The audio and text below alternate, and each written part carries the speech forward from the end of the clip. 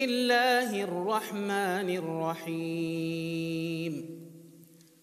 والمؤمنون والمؤمنات بعضهم أولياء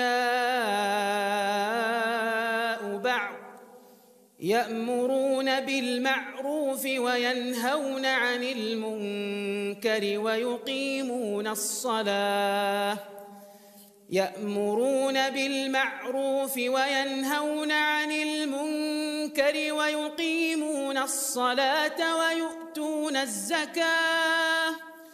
ويقيمون الصلاة ويؤتون الزكاة ويطيعون الله ورسوله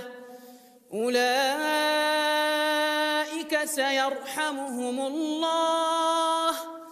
إن الله عزيز حكيم وعد الله